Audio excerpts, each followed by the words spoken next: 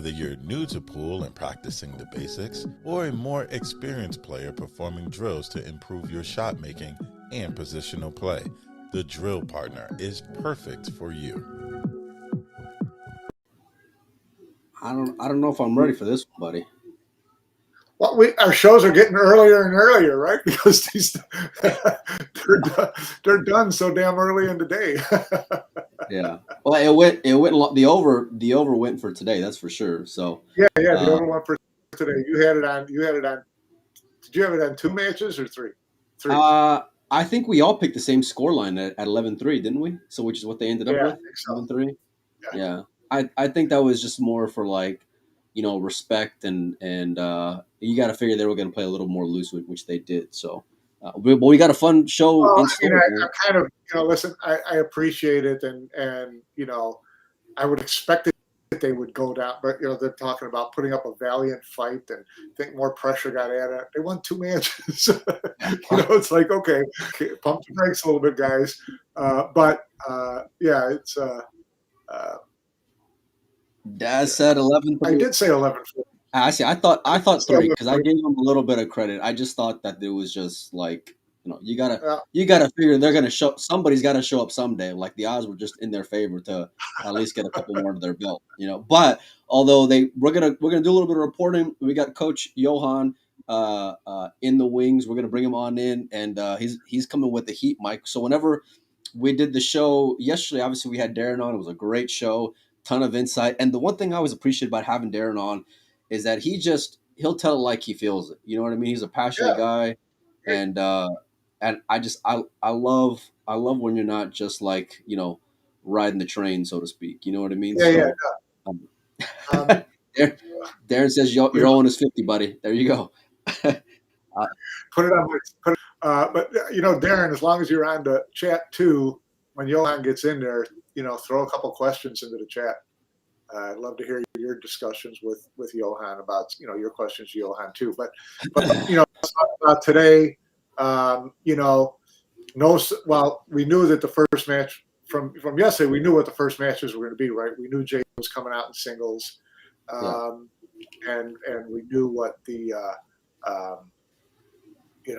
really what the whole lineup was today was what should have been the end of yesterday. So 11 through 15, theoretically, we're going to be the final match for day 3. So we essentially never got into day 4 of the format. We never got into the run of singles match. The lineups were kind of almost forced today. They had to be what they were based on previous matches. Every player had to play singles once before any could play a second time. And they had all the doubles matches. You couldn't play doubles again, that type of thing. So we pretty much knew, it was pretty much set in stone what these had to be, except for match 15, which kind of surprised me a little bit because match 15 was the free singles match. The coach could pick whoever they wanted. And we both would have bet big money that Jason would have put himself out there, right? I mean, yeah. I was kind of surprised because you knew that they were going to go with Carlo, Team Asia. So I was kind of surprised that Team Rest of the World put up Federer in that free match as opposed to Jason. I'm just curious to see. I don't know whether I think they probably had to announce their final 5 singles matches, and I would have been interested to see what that was. I'm sure they had it queued up, ready to go. We never saw that. We never saw that lineup get posted online, though, so we'll never know what they were intending. Well, we may know. I did message in to find out if we could find out what that was, or if they were going to let them get to match 15 and then let the captains redo the lineup. But there was a post on Room Pool that said, the final lineups, the lineups are in for the final day. So that to me said, that they had the singles match already lined up too. And I'm just curious. I would like to see how they were going to stack that up if they thought that they could get that far. Yeah, I mean, it didn't seem like anybody had much faith in terms of them getting to the point in the match, or the point in the tournament in which they ended. To be honest with you, even throughout the commentary and otherwise, everyone was kind of. Well, I mean, they knew they were going to play a little loose. Obviously, they put up more of a fight, put up more points than what we saw in the first 2 days. What did we start off with today, Mike? I think it was what was the first? Yap and who? Yap and Shaw in singles. Oh, and didn't Yap just tear him a new one? Right? Didn't even. I don't think it was much of a fight, if I remember right. Oh, it was 4-0 before Jason got on. Jason missed a shot early. Yap didn't miss anything. Got up 4-0. Ended up winning 5-1. So yeah, this was. They thought they were going to try to do the same thing they did last year, throw Jason out there last day in singles, and try to make try to get into the crowd's head a little bit, get a little more energy going, whatever, and it didn't pan out at all.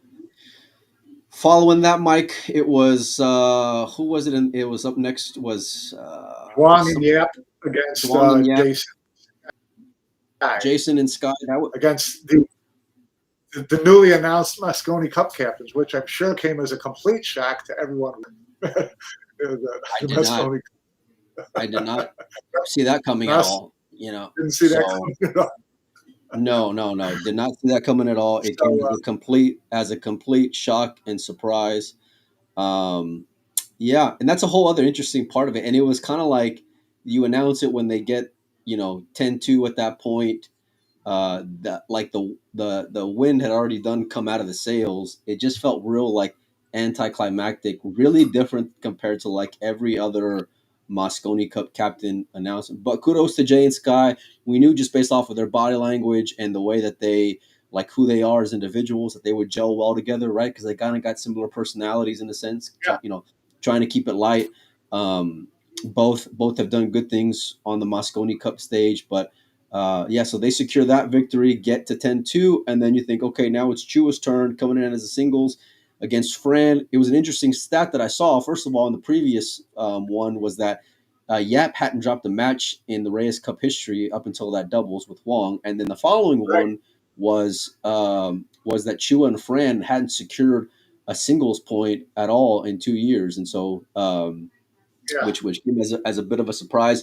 Fran ended up getting the better of it. What do you think that one was worth, Mike? And then, we'll end with the way that they finished off there. Chua looked good, strong coming out. I thought that he was going to finish it off. I mean, I think he wanted to. Last year he said he didn't want to. That's why he put, Yap out ahead of him. Or, he wanted Yap to win and things like that. I think this year he really wanted to. He got up 3-1. Then he kind of let it slip away from him. Fran made a couple of decent, good outs. I mean, Fran, I think probably took a little bit of solace in being able to pull off a single win here because he was not very good. So, and that, that gave him 2 wins in a row, which is something they can hang their hat on or, feel a little less bad about. But then when you saw AJ and Carlo coming out together, you pretty much knew the writing was on the wall. Well, I kind of thought whenever it slid the first doubles match, I kind of thought, okay, it just Pool is very like romantic at times, and you just kind of, and not only that, but it can also be a little obvious at times too, in a sense, and it just kind of felt like it was set up for AJ to kind of win. But kudos to the kid. I mean, he had a phenomenal tournament. Neither one of us gave him, much credit, mainly because we just hadn't seen enough of him on a big stage. But he more than stepped up. Him finishing off with Carlo was the way that it should have been. I think anybody with 2 eyes would agree. Just the first of all, the respect that Carlo gets. Darren said it yesterday. We all know who he is, and so it was cool to kind of see them kind of celebrate that moment together.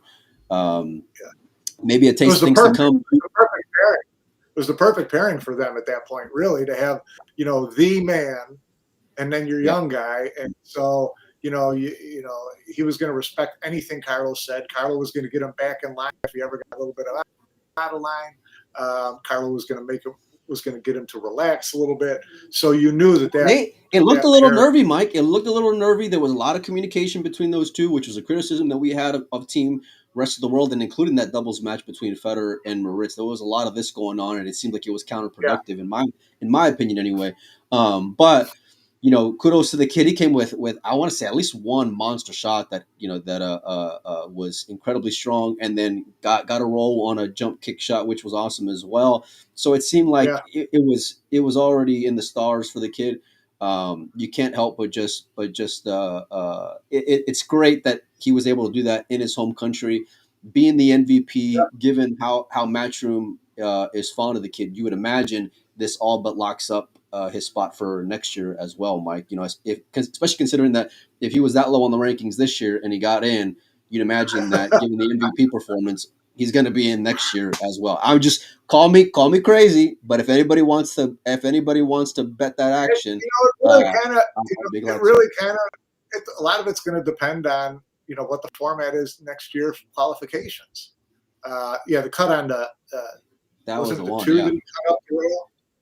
No, I think it was either the 3 or the 4 if I remember right. But there was one where Carlo had left him really tough, and but there was nothing you can do. Shorty says, "Did you hear the news? Billy Thorpe just got on the Mosconi Cup team." We knew that the second we saw him in the stands today. Did they announce that on the stream? Really? That's how they announced part of after Asia winning and the kid winning and the kid winning the MVP. They also announced Billy making the team. It's kind of I don't know. That's me, but we did see him in the crowd today. They posted pictures of him, and I'm like, this is kind of the sign announcement that Billy's on Mosconi Cup, and once you saw Billy in the stands, you knew it was a wrap. I was shocked that those guys are even in the Philippines because of the format, and Jenny Ann says it's fake news just because of the format. And I'm gonna bet Billy's on the team, and if anybody wants to take that, I'd be glad to take it on as well. But Jenny Ann says it's fake news. Well, you got us, Shorty Dancer. Hit me up, send me a PM. I'll send you some town chalk for getting us or getting me anyway on that one. Mike, you ready to bring in the coach here? Because I want to talk a little bit of balls and strikes. So you want to just go on about Asia here for another second or two? No. It was a great event. They did P based on points. Or did they do MVP based on points? Is that it was off the points. I think the kid had more matches, but he hadn't lost any. And if Yap would have won in the doubles, he would have gotten it. And then if Chua would have won, I think it would have been a split or whatever. I tried asking Matchroom. They weren't too keen on answering my question. Still say Carlo was the best player in the entire event for 4 days. Well, yeah, I mean, look, points are going to be points. And they mentioned whenever I think it was Yap that had the option to go and win going into the doubles, that Carlo was in the commentary and gave a really honest answer, which I just appreciate, was that, hey, they might they should have it some kind of different system, because sometimes it sets itself up to where if the guy who gets the most matches is going to be able to win the MVP, but like eyes would tell you that like more often than not, that's not always like the passing the old eye test. So, but anyhow, massive congratulations, Team Asia, a solid team effort. You can tell from beginning to end, they were absolutely united. They were in it together. They play with such intense passion and enthusiasm and just like a will to win, and you can tell. I heard an interesting comment in the commentary as well, where I don't remember if it was Yap or Huang, but they were saying, we're not just playing to win the match, we're playing to win every rack, and that was something you can tell when you're seeing these guys go out there and play, Mike. I got the utmost respect for the way they went out there and handled their business. They were like, they had their eyes on the prize. They were not using this as any kind of warm up for anything else. It was not a game. It was not a sideshow. It was not anything else. They were out there to win the Reyes Cup, and congratulations to them. So, anyhow, Mike, I heard Johan's coming in hot, real hot. I heard you got some news for us as well. See where we go. We'll see where we head. He doesn't do much of an introduction by any means. But before I bring him in, I want to tell you, I posted some windows open, so we were kind of like bantering about bringing him on, and I texted him and I said, Johan, can you come on tomorrow?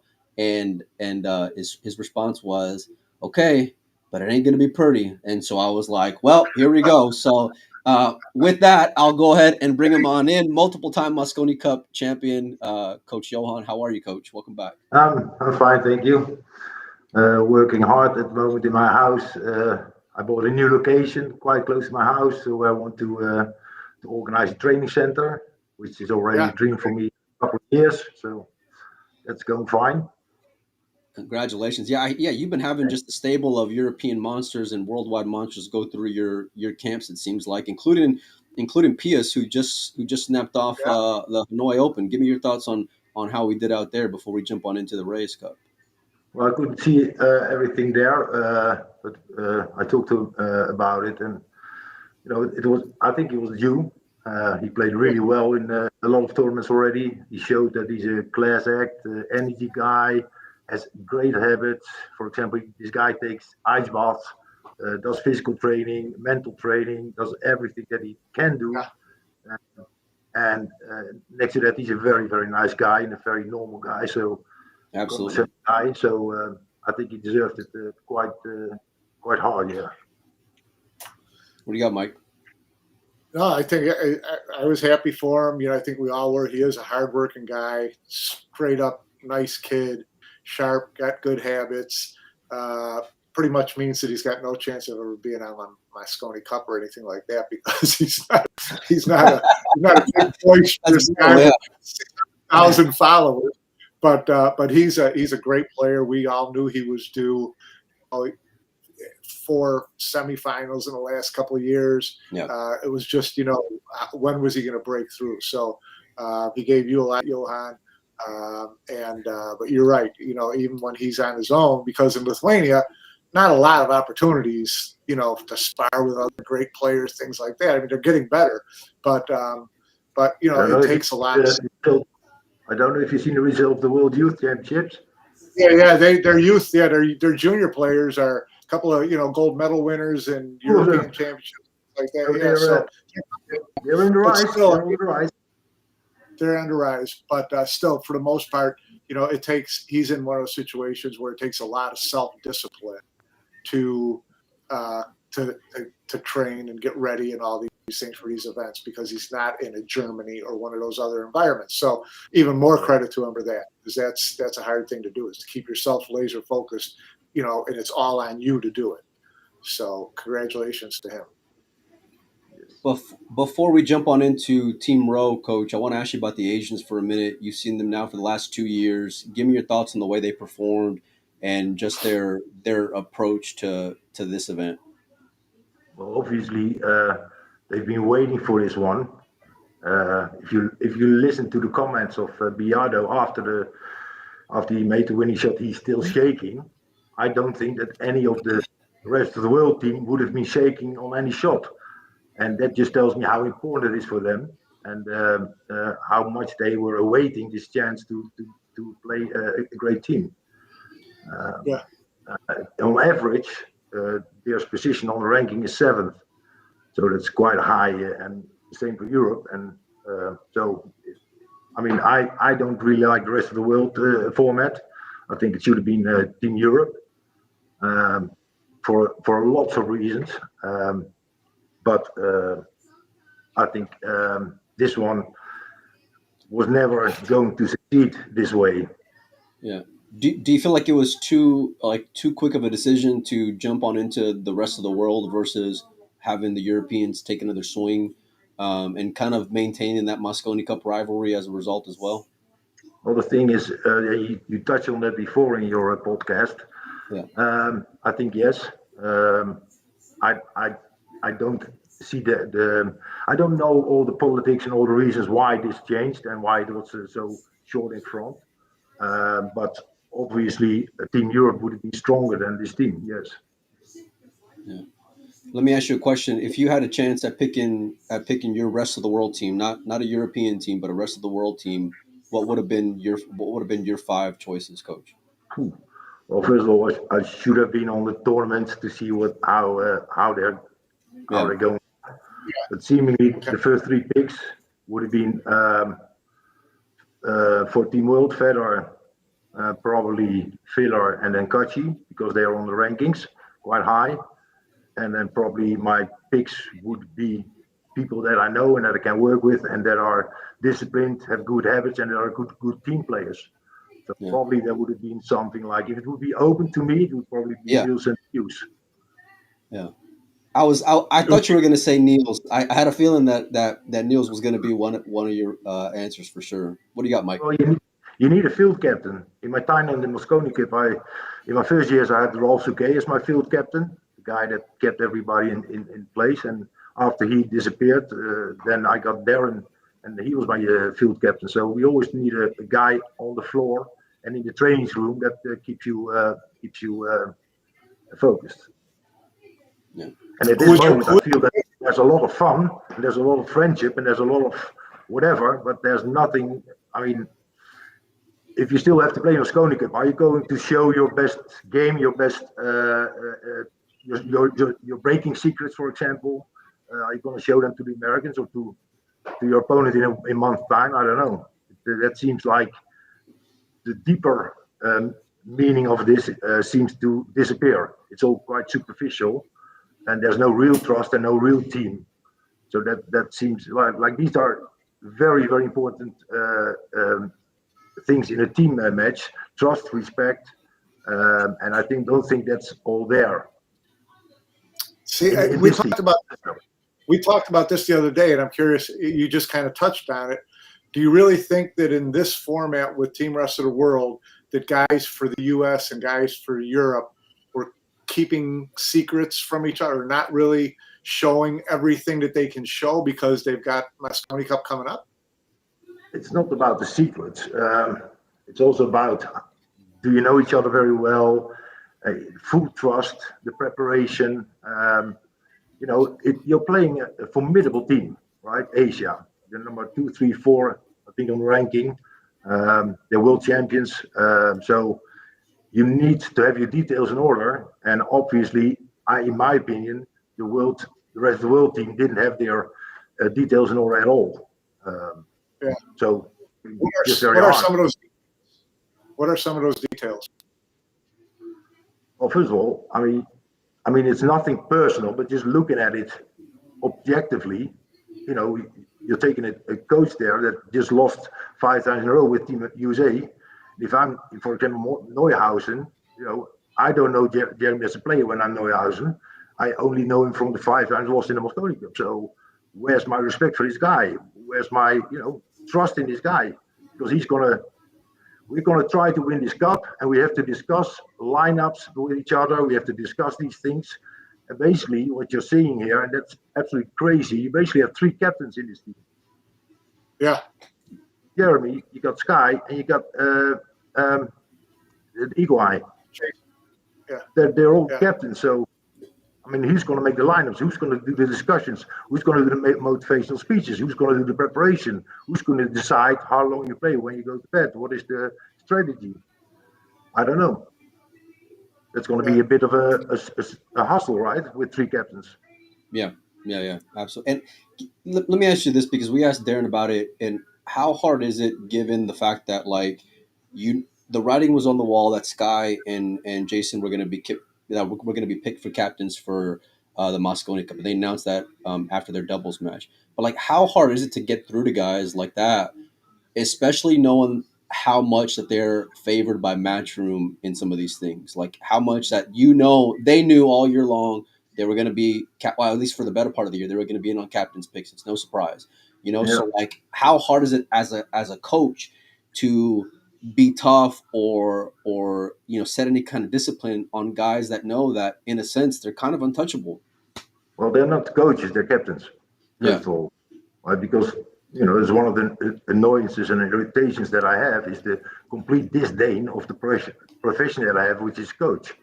It's very underestimated.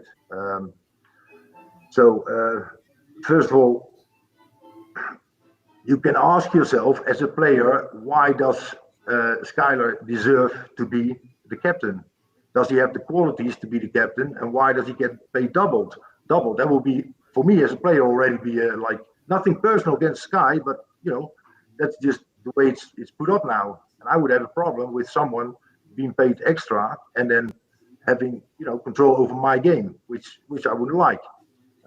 I'd rather have a guy that has real skills as a coach, help me to and help the team to work to win cups like this. But that's my personal opinion. But how much does that hamstring you? Like, if you were to, hypothetically, if you were going to go into that situation, like to be able to really put your foot down in terms of, setting hard boundaries when, like, you know, that they're, nothing's going to happen to those guys. Like if they don't fall in line, it doesn't matter. They're still going to be out there come December. Yep. Well, if you look at history, where it all started, when I became a coach in 2006, it was basically because we want to get rid of the player captain role, which only gave all kinds of problems with Oliver's army, some fights between the Germans, between Mika and Oliver. These things just didn't work. My players came back from Mosconi Cup losing 12-1 and having all these stories that just the chemistry wasn't there because they were all competitors towards each other. So when they brought in an outside coach, in this case it was me, I could smoothen these things out and I could actually blend them in as a team.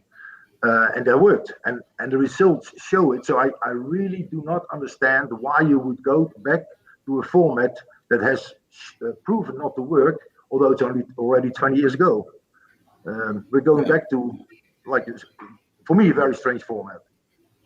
Do you think in large part it's because there's, you're an exception to the rule in my opinion, in terms of the level of coaching that you're actually at. And so when you're not in the equation, it seems like it's hard to find that type of coach / captain, in pool to run these teams. I understand. But it kind of tells the story how I am treated and how Alex was treated and how we have been put to the side. Basically, only two educated coaches are just put to the side. And then we get back to players that are coaches or instructors and I just don't understand that it brings an extra value to have a good coach. And if that's not understood by Matchroom, then we go back to things like this. Look at the teams now, right? So we have Jeremy on one side. On the other side, there's Busti, which for all the Filipinos is a legend. There's 3 Filipinos in the team. There's Jap and Duong, 2 introvert guys that will come along. Basically, it was a Filipino team. And in Europe, we have an American coach, 3 guys from Europe, actually 4, because Federer is basically still European, although he plays for America. And he has Skylar, who's the pick already, the captain for the Mosconi Cup, and is nowhere on the rankings. And I don't know why is he the pick, right? That just these things all just don't seem logical to me. And when hindsight is a great thing, so when you see it's 11-3, things didn't work. But I think that was quite visible before the tournament started that wouldn't work. And I heard you say in the podcast that these guys were great because their character and they're so laid back. But this is not about laid back. This is sport. This is not about friendship. This is not about having fun. This is about fucking winning a cup, right? Yeah. If you compete, you win. And that's the whole thing that your task as a captain or as a coach is to make sure that your team is ready, prepared, and able to win. And if that doesn't happen, well, you've done something wrong and you have to change things. And I was kind of surprised. Last year, Paul Boyce did Team Europe, right? The thing he said after the Reyes Cup, he said, I didn't know it was so difficult. I can't do these things. Well, what is the change? The change is not to replace the captain by a guy that is able to do it. No, the change was to bring in the rest of the world, which doesn't make sense to me because, again, the rest of the world is different continents that play 1 month later against each other in the Mosconi Cup. Yeah. And so I think you devaluate the Mosconi Cup by making these guys friends. I'm an old-fashioned guy like Darren. I like fight. I'm a boxer. I like to fight. Would you have? And I don't want to be friends with my opponent. I respect them. We talk afterwards, but I do not want to be friends at the table. I'm hoping that they're missing. I'm hoping that they're miscuing, right? So now suddenly I'm their friend. I have to play with them. I have to show them how I break. We have to talk about the lineups. How do we win a team match like this? How do we do the strategy? Things you don't want to I don't think that you will fully trust the guys that you're playing with as you do when you play for the European side or for your American side. Yeah, and we talked about that as far as how is JJ going to be able to get through to some of these guys given his resume versus Jake, which we all know is going to be that locker room type captain. But let me ask you this: like, what if Sky and Jason are getting captain's money, right? So they're getting double money for being player captains. Then what's the issue here? Why aren't they bringing in formal captains to get this show back on track or get these teams back on track? Because it's not competitive, and it hasn't been competitive in quite some time. Exactly. So what is the solution to get it back to competitiveness? In my opinion, the show format, and that's also a reason why I'm not visiting as a coach the W&T events anymore. In fact, I don't want to go to any tournaments anymore. I want to stay at home and train with people where I'm passionate for. But what are we talking about? Sorry. No, just like if it's not a financial situation, right? Because they're forking up the money for these guys to be captains, right? So if it's not a financial decision, then why is it, in your opinion, that you feel like they're not Matchroom is not bringing in captains to get this more competitive? To be honest, you would have to ask Matchroom. I don't know. I can only assume things. I have to go from assumptions.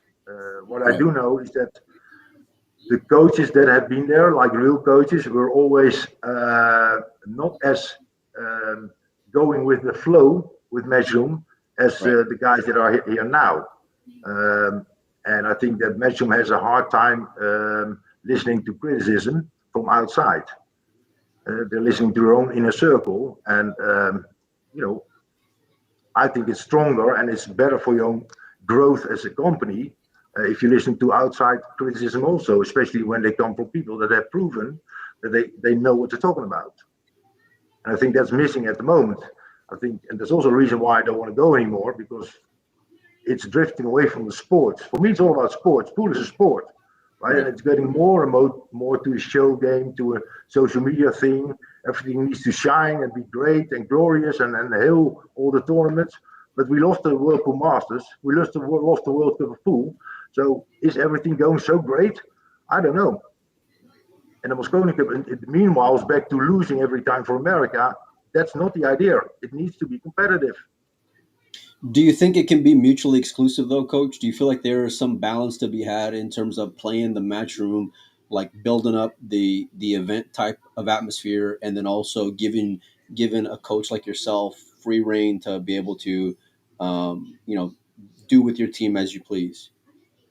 Well, first of all, it's not my ambition to do this anymore, but I understand what you mean. In general. Yeah. There's a new generation, like a guy like Micek Radisnik is now a real coach, really educated. Niels is coaching for a long time already.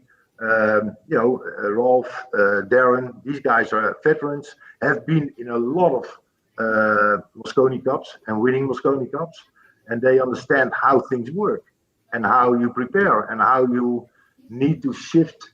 Everybody needs to shift a little bit to the middle to create a team. And that's a very, very complicated and difficult process to make it work. So that needs specific skills. And I think outside skills are better than the inside skills, because again, at some point you're playing the guy that's now in your team and you're the captain of, you're playing in a tournament, the guy does something with the rec, and there's always something between players. And then you get these hidden dislike of each other at some point. The way, look at Eagle Eye, right? He jumped on our chair. On Shane Bonik's chair. Things like that will never be forgotten. If I'm the coach, I will remind my players that he did this and that we need to get this guy, a loss on his resume. We try to make sure that we find some. Listen, you don't have to tell, as a coach, you don't have to tell your players what to do, how to play, whatever. There's a strategy, there's a lineup. The most important thing that I needed to find every year is to ignite this greatness that is inside all these players, because they're all great players. How did I ignite them to play great? Look at this year at Federer. He's the world number one. Right? Did he play that well? Did someone ignite him? Did he feel the same pressure as Shane always felt, that he needed to carry the whole team? Was there someone to comfort him, to make sure that he felt more relaxed? I don't know. I wasn't there, but the results tell me that it was not his best tournament and his best event.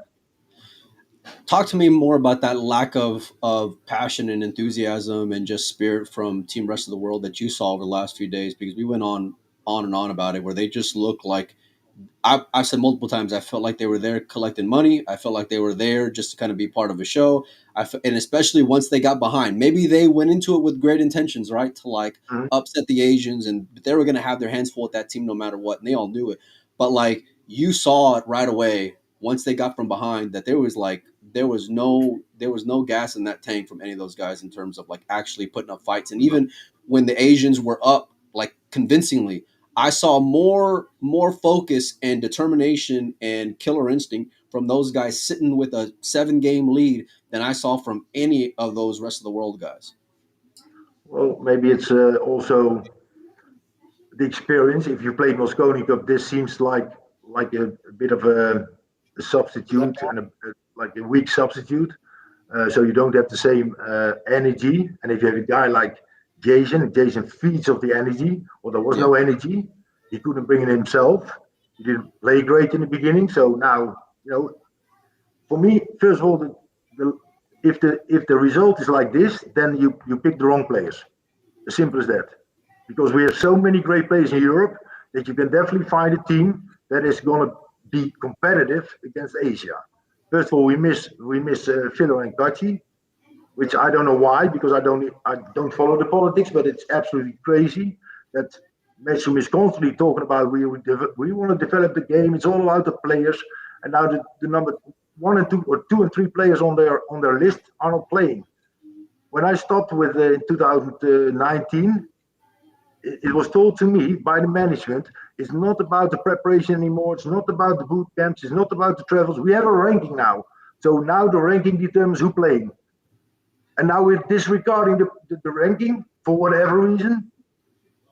That's what I don't like. It's always on the cost of the players. It's always on the expense of the players. There's always someone getting hurt, and it's never the organizers. It's never the federation. It's always the players, and that's what I hate. Why are these guys not playing? Fillers should be there all the time. There's no doubt in your mind that Filler should not be on the team, right? He's always there. I don't care what he's done, if there's political shit going on, then you do something wrong when Filler's not playing your team. As simple as that. Yeah. What do you got, Mike? And let me ask you this about coaching. We've talked to players over the years, and they've always said, we don't need a coach. We know how to play. We need a captain and a leader. Do you agree with that? And what is in your mind is the difference? What are the subtle differences between coach, captain, and leader? Well, the captain can be a coach, obviously, leader at the same time. Yeah. Just having some coaching skills. Listen, coaching is all about the character. A trainer is all about technique. A coach about the character, blending people together, definitely in the team setting, the preparation, and making sure that your players feel so comfortable that they can actually play their best game. I've been there 10 times. I know how hard it is when people are shouting in your neck 2.5 meters behind you, or 3 yards for the Americans. Thanks, appreciate it. Yeah, thanks. But when they're shouting in your neck and there's so much noise, so much pressure, and they still perform. Like I'm a coach, I've been there 10 times, and I'm in awe when I see these guys performing in this pressure. But they do. And the reason why is that we do a good preparation, we do visualization, we try to make agreements, we make sure things are clear before we start the preparation. We make agreements. We made a code of honor that every player could put in one specific rule that he wants everybody to stick by. And that meant that everybody had to come a little bit close to each other. So we focused on similarities. We didn't focus on differences. We tried to blend the team. We made sure that everybody felt comfortable, and then you got to be smart in your lineup. Well, that's not specific for a coach, but especially the character thing. What do players know about character typing, visualization, imagery, concentration, nerve handling? It's their knowledge is from experience from themselves, but everybody's different. So you got to have a lot of information in order to handle a group. Now, there's a lot of people that can do this as long as you are educated and you understand how that works. And to be honest, if you have a bad record in the Mosconi Cup or in the team events, then simply you have not shown to be able to do that. Because none of these teams exist of bullshit players or pancakes. They're all great players. Yeah. How can you lose 11-3? Or in the Mosconi Cup, lose every time? And that annoys me, because again, the players are trying hard, but they just are not given the right tools and the right environment to excel. Let me ask you this, Coach. In terms of what this does for future generations, when you have systems like this, like with a Sky and a Jason being captains, right? And you know that they're probably going to go with someone that's close to them, or they're probably going to go and listen to whoever Matchroom picks. Like, how does this set back the future of European talent and American talent in terms of their willingness to go and train and compete and actually put forth an honest effort to get on a team like that? Well, if you're a young American, you have a much better chance than when you're a young European. That's for sure at the moment. What it does, I don't know. Everybody's still looking at the glory and the best case scenarios because that's your ambition. And when you're young, you're trying to find the highest level. So I don't think that changes a lot. But for a guy, for example, like Pius now, who just won a tournament, he's on number 2, 3.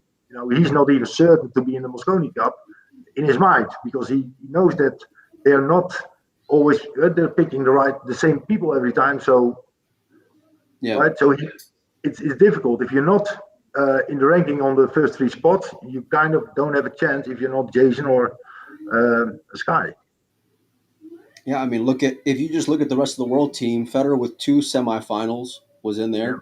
Jason, no deep runs in 2025.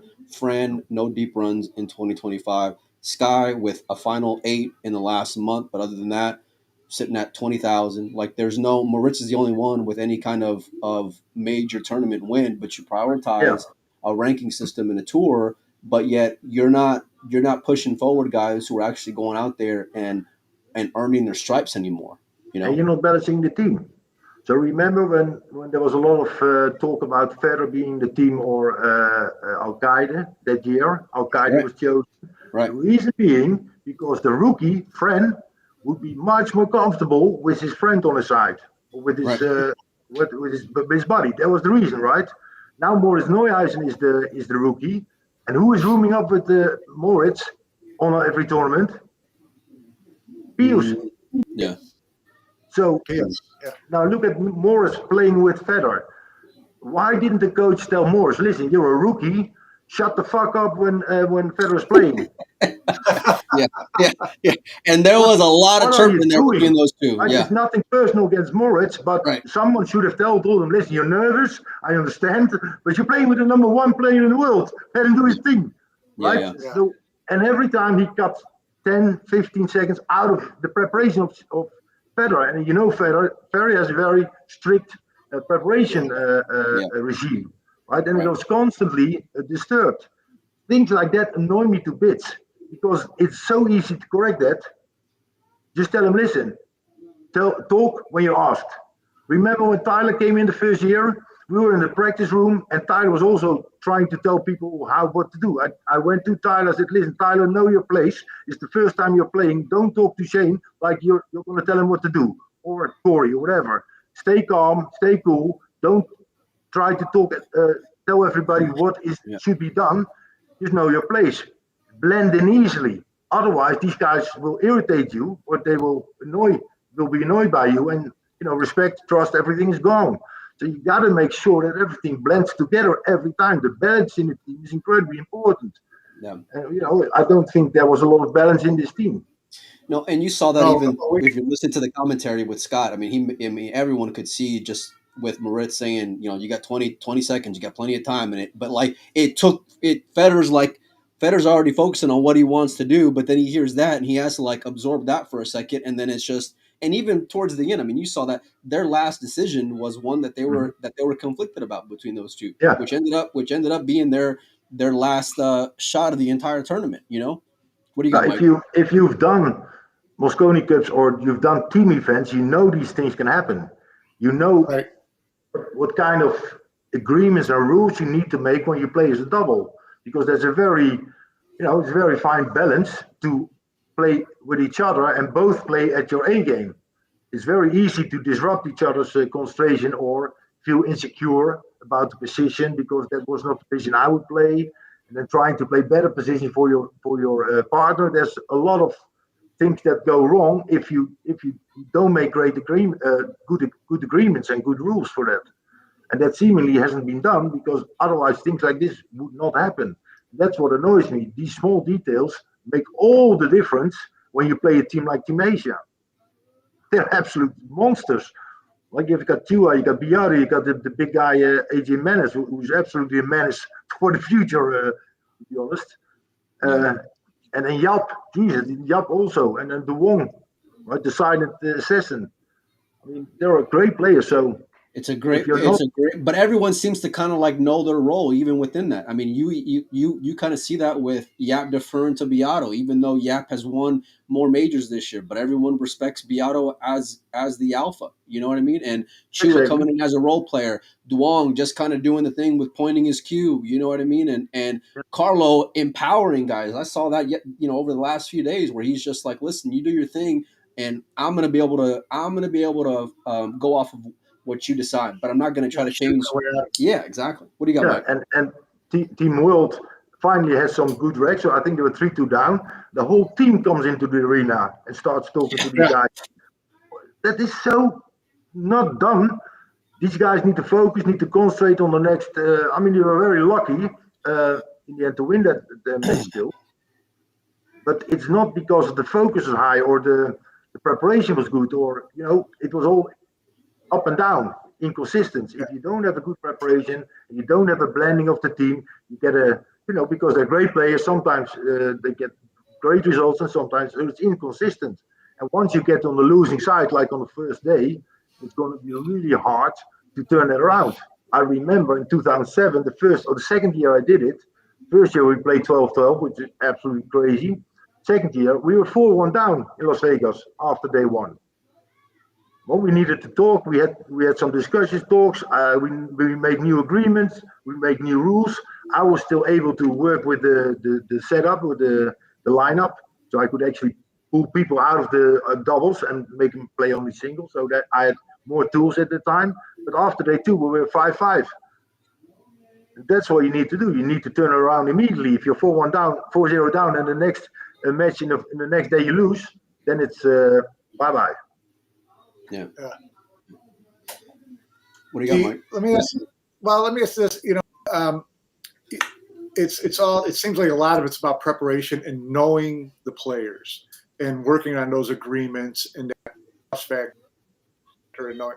And you were very good at that when you turned Team USA around in knowing. I mean, you have 5 guys; they all have 5 different personalities. This guy needs to have his back rubbed, and this guy needs to you need to get in his face, and this guy you need to get the focus more, things like that. Yeah. I'm sorry. Some needs to have their ass kicked. Yeah. Yes.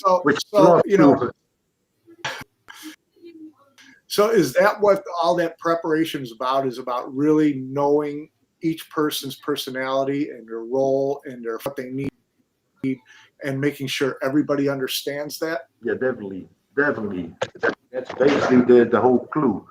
I need to put my We got to charge a computer. It looks like. Yeah, exactly. Yeah, go ahead, do your thing.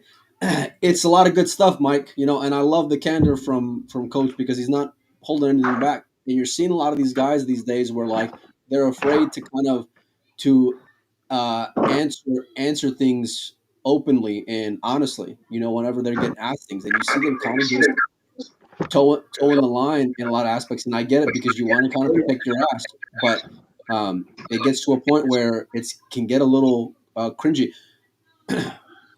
Well, after watching day one, what would your message have been? What would the locker room have been like after day one this year, Johan? Well, it's very easy to sit here and I would have done this, or I would have done that. I don't know the details. If you want to have a good answer to that, I should have been there and I should have known what's going on. I can't say now because I haven't been chatting with the players at all. And actually, I wasn't interested in this event so much. But, since Crystal put it on and then they started watching, and I'm like, what's going on? 4-0. And you keep watching because, it's annoying and it's painful to watch, but I do want to see what's going on. Because that tells me something again, how to turn things around and why it doesn't happen. I know a lot of these players and I can see what's happening. I can see, more or less how they feel, how they play. And, I'm going to talk to a lot of these guys afterwards because I'm curious why this implosion happened. Because if I know why it happened, maybe I can, with my own players, avoid it the next time that I see it with them. Yeah. We learn something, right? Is there any interest on your part, like if you were to get offered a spot for a captaincy, is that anything that you would be interested in going forward? No. To be honest, I feel there's a new generation. My time is history. What I like to do and what I've chosen to do, because I'm almost 60 years now, I don't want to be walking around in toxic environments anymore. And the matchroom events at this moment are very toxic for me. It doesn't bring me any happiness. When I go home, I feel dirty. I feel disregarded. I feel denigrated. So I'm not going to go there anymore. That's for the next generation. I'm at home, working with players here at home, trying to make them better, trying to make them reach their ambition and their goals, which I'm still very passionate about. And that's the thing I still want to do, and that I'm going to do. And then, no more major events. I might go to the Predator events and the WPA events, but that's probably it. Give me your thoughts on the Mosconi coach in terms of the Americans and the Europeans. Sorry, Mike, and what you think that it's going to be like come in another whatever it is month and a half. Well, what do you want to know? It's the same story as last year, the same story as the year before. Who are you going to pick? Is there finally an AJ Menace in America? I think so. I think there's a young, but I don't know if he ain't gonna get the call, But if Shane doesn't go and make it on that team, then I think you're gonna see a very different team. And I think if we were to look at the Americans that are playing in the Philippines Open, there's a pretty good indication as to who Team USA is gonna be this year. I think Lucas goes in. I think Billy goes in. For sure, Sky goes in. I don't know if Shane's gonna go in at all. And then I'm assuming Tyler, but as well as anyone how much he gets, what his perception is like amongst those boys in that locker room, and how they go and think of that kid. Yeah. So are you asking me if Lucas is going in, or? Well, just like how competitive do you think it's going to be, or what do you expect in terms of the outcome, and even just the spirit of the fighter? Do you feel like we're going to get another just these disingenuous storylines and a half-assed effort, and then they're going to be blowing smoke in the air and singing the music and getting their asses kicked 11-2 all over again? Mexico created a setting where the show and the noise and the enthusiasm of almost not always positive, but the enthusiasm of the audience is playing a big part. Like in this environment, guys like Jason and Philip thrive. And the way that Team USA needs to do the preparation is more Ryder Cup style. They need to prepare because they don't prepare that much without the Mosconi Cup. They're not training all that hard, except for Shane, of course, and Federer. But they need a different approach, and they don't really. The only guy that actually like this atmosphere is Sky. And Sky is not on the top of his game at the moment. So, he was an MVP, but that's 6-7 years ago. But since then, it's not been all hail and glory for him. I'm glad that he's got a great family, and that's absolutely lovely. But it didn't make him play more pool or train harder, or it's just such a different culture in America. It's so hard to overcome this, and if you don't put in a good preparation, you are very dependent on the inconsistency, which can be good and bad. And then I hope that you're in an upward wave with some of the players. Then you might get a win once every so many years, but it will definitely not be like look at the ranking at the moment. Do you know what is the average ranking of the American team? I'm listening. So the first 5 players on average ranking is 19.4. That's their average spot on the ranking. For Europe, that's 7.2. Yep. In my opinion, since this now has become quite a good ranking, like everybody's playing everything. In my opinion, that's not even a competition. Average almost 20th spot on the, and if you actually count Federer out, who's actually a Russian/European, and now he's playing for America, but if you put him out and you put only Americans in, you're on an average spot in the ranking of 26. Yeah, like that's not alarming. I don't know what is in the comparison to Federer coming in. Go ahead, Mike. It was not all that much different when you first took over Team USA, and you're talking about how different it is for USA players, and they don't have that commitment to training, 12 months a year type of thing. In the first year you were here, it went miserably. It almost didn't want to come back the second year because it was such a different culture than the players you got to coach in Europe, right? What were the things you did to turn it around from year 1 to 2 to make them more of that European type team commitment wise the second year than the first year we went in? Well, first of all, I took in an American or a European style player, which nobody knew, which was Tyler. Then I made a program as preparation was going to play internationally, because I felt very much Americans were very full of themselves. Like we're the greatest country in the world, we're the best players, we're the world champions, we win the US Open, all that bullshit. But they didn't understand that Europe, Asia, everybody's training hard and really playing tough. So I wanted to show that to the American players, because only Shane was actually traveling around. So once we got to see Russia, we got to see Holland, the Euro Tour, and we actually had quite a good streak in winning, by the way. But it made them understand that the level that everybody plays is very high, and also because the trips, it blends better as a team, so you get to learn each other better. So, but the fact that we played internationally, we had to travel, and we saw other players. I still feel one of my best or biggest achievements is not in a match. What happened in Russia was absolutely great. I was already training with the Russian selection for 2 years, right? Sinakov, Stefanov, of course, Dudanesh, all these guys. And then we had a training session in Russia. And what I did, I would put on every table, I put an American and a Russian together to play the exercises.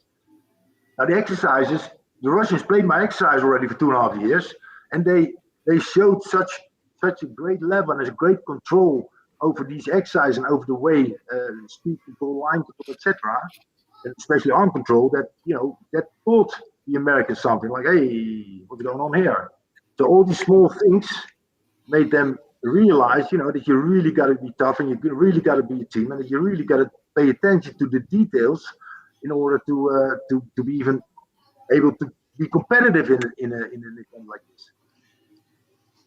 Let me ask you this, because I've heard from a lot of players, and this is not like anything new, but Sky's pretty vocal as far as his lack of training, his lack of preparation, his lack of practice, and he's like, and I've heard that even from over the course of this week out there, him being vocal in that regard.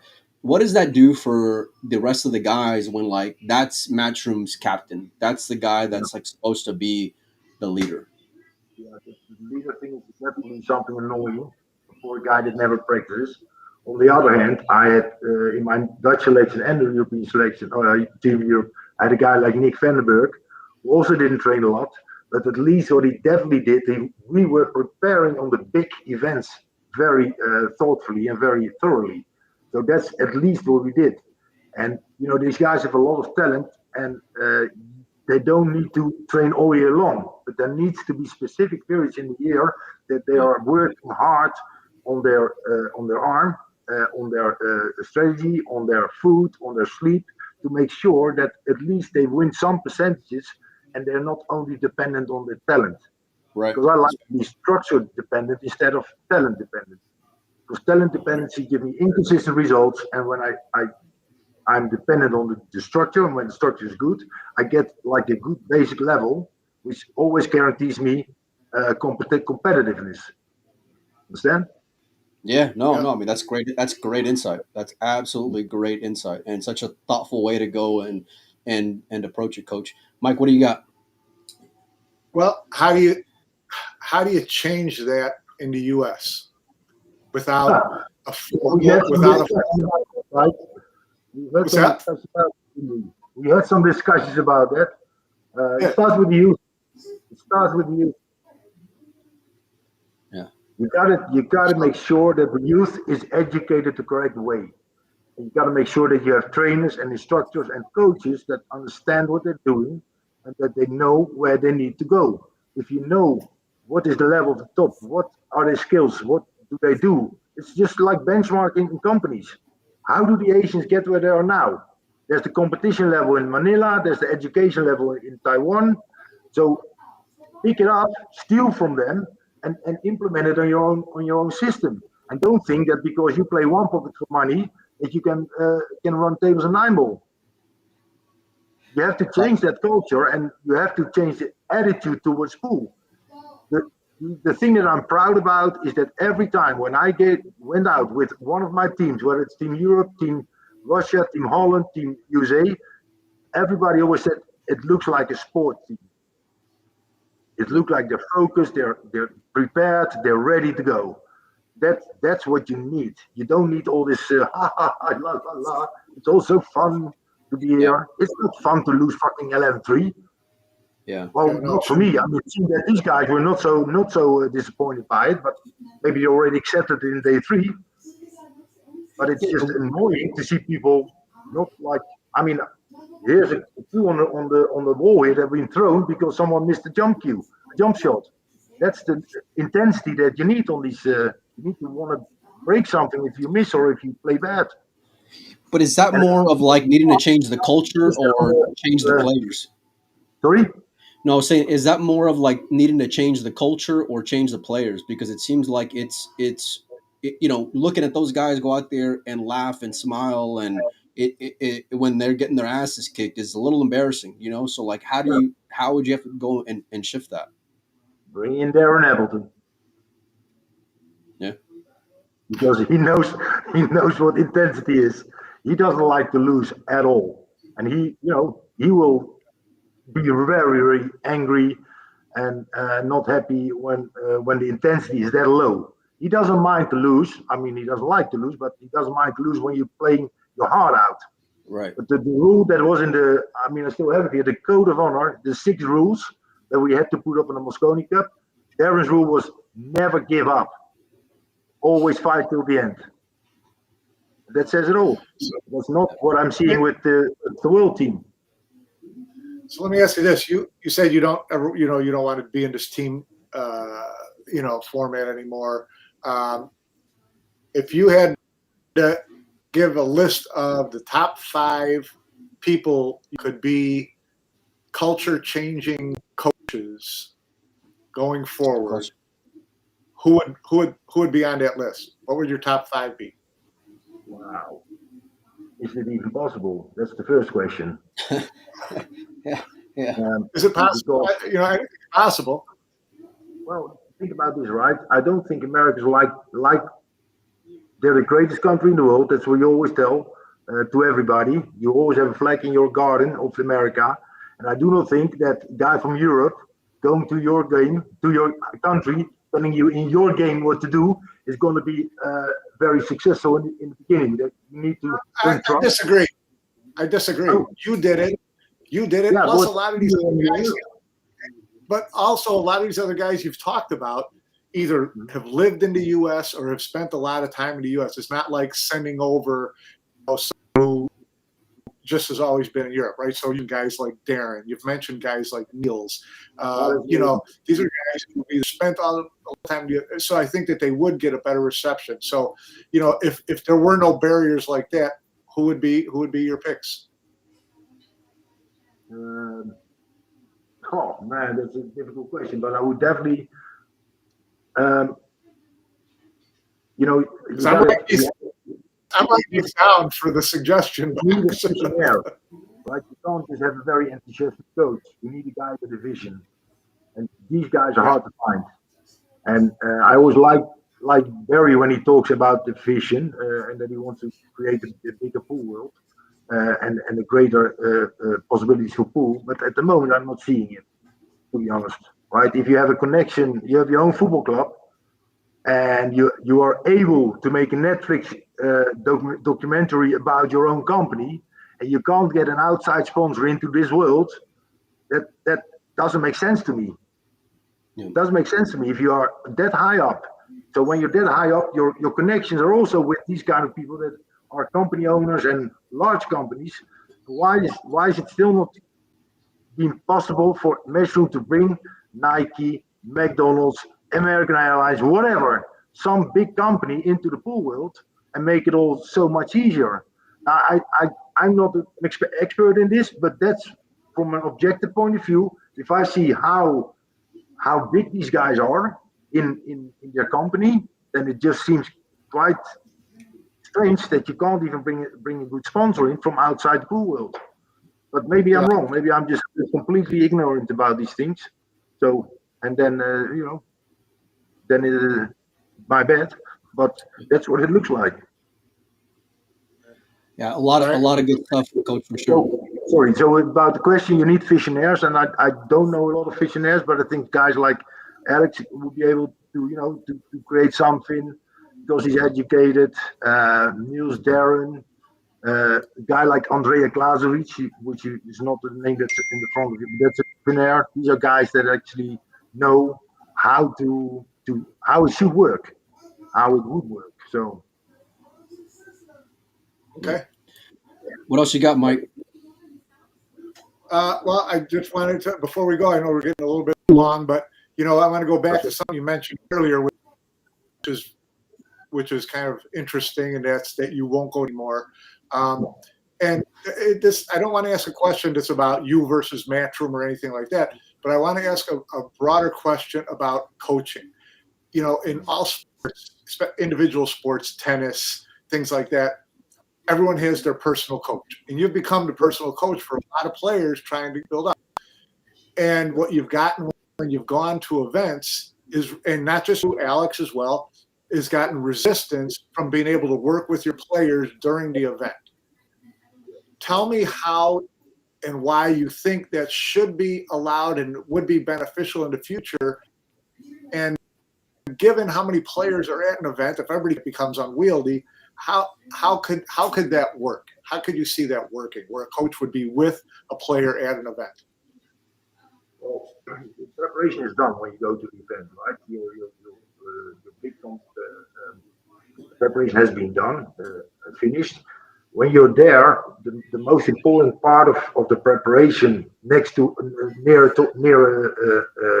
a match is the last hour. The last hour in the practice room, the last half an hour when they practice, and they're actually practicing just before the match. That's where you want to make sure that they're in the right mental state. I don't need to be in the practice room all the time. So when they're just warming up and they have to play tomorrow, I don't need to be there. But the last half hour for the match, I would definitely like to be with my player, make sure that I know that he's doing the good things, that his mindset is correct, that he's not distracted, that he's not over-concentrated, that he's not hyped. All these things are very precise and very hard to balance out. When you work with a player for a longer time, it's easier, of course, but it's not the easiest thing to do.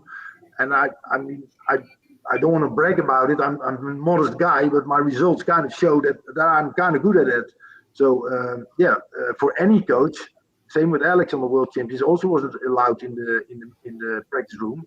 And then when you see parents sitting there and photographers and all kinds of people are in the practice room, but the coach are not allowed, yeah, that hurts. And then I think, okay, this year, first year, World Championships, that's fine with me. But then next year, try to change that.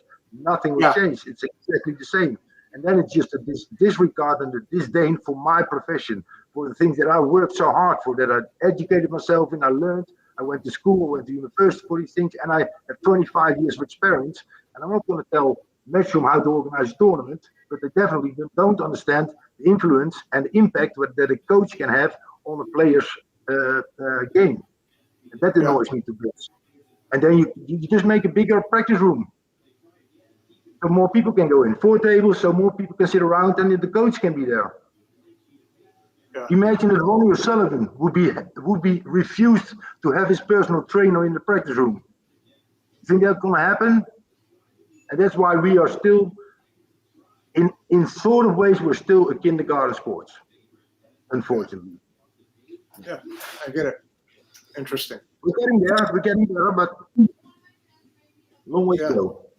Yeah, I think that's where a lot of the passion comes from. You know, it's like we all see the potential, you know, and then just to kind of have these little things kind of happen over and over again and consistently, and it just you end up looking like the kindergartner at the table, you know, in so many ways, you know. So who's looking like kindergarten at the table? It's always the players, right?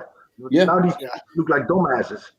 They're the best players in the world, top 10 players in the world, and they look like dumbasses. That annoys me. Yeah. That should have never been happened because the format was wrong, the preparation was wrong, the appointment of coaches and the picks of the coaches were wrong or not sufficient. So now you have a completely out of balance tournament, and that shows because 11-3. So who was happy to see this from the rest of the world? The Filipinos liked it, yeah, sure. Yeah, well, yeah. We beat America 11-2 once with Team Europe. When I came home, I was pissed. Not because I felt like this is not competition. I want to have competition. I want to fight. I want to, I'd rather win 11-10 with 4-4 in the last match and drama than 11-2 and. Right. Yeah. 100%.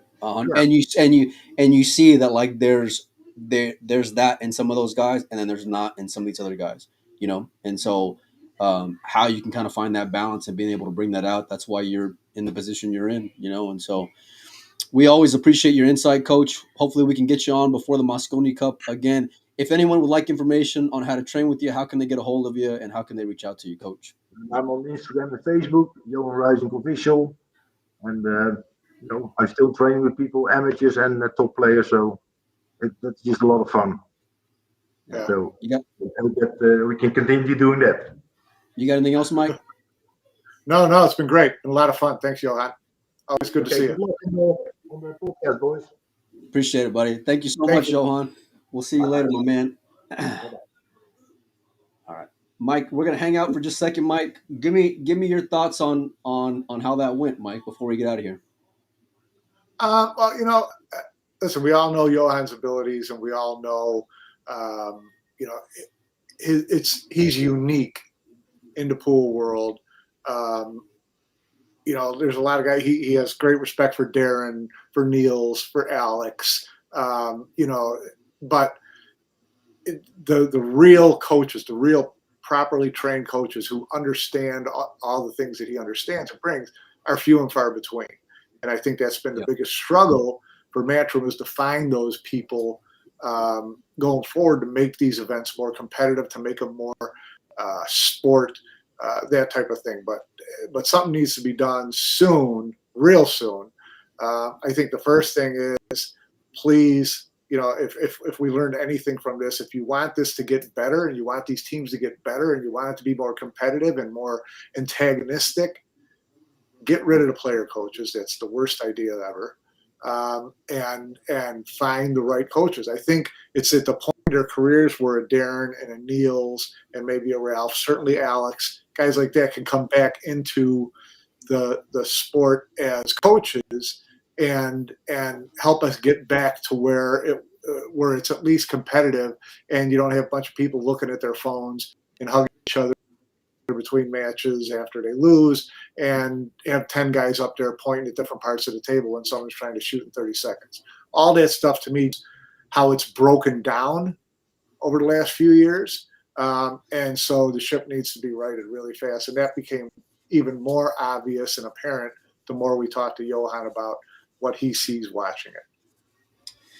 The part that's like more concerning for me when you mention all those guys is all of them have either gotten shoved out the back door or on the brink of getting pushed out the back door, And so that's the part. I don't know that, I don't know. Certainly not Niels. I think Alex, Alex didn't get pushed out. Alex stepped out. Alex was one who decided. Yeah, but it was part of the reason why was because of how handcuffed he was throughout that process, Mike. Well, and not being able to pick one player. So, but you can mend fences and get that stuff squared away if you think that these guys are going to be best for what's going forward for this. I would, I'm all for. I would stump right now to have Darren be the head coach of the team say next year. Look, I don't think anyone can argue that Matchroom puts on the best show, and puts it up on a stage that nobody else has to this point, when it comes to pool. The problem is that it's a subpar product compared to what it could be, and I think that's where a lot of these conversations are rooted, and whether people can take it personally or not take it personally or get offended, maybe you ought to get fucking offended. Maybe you ought to take it personally.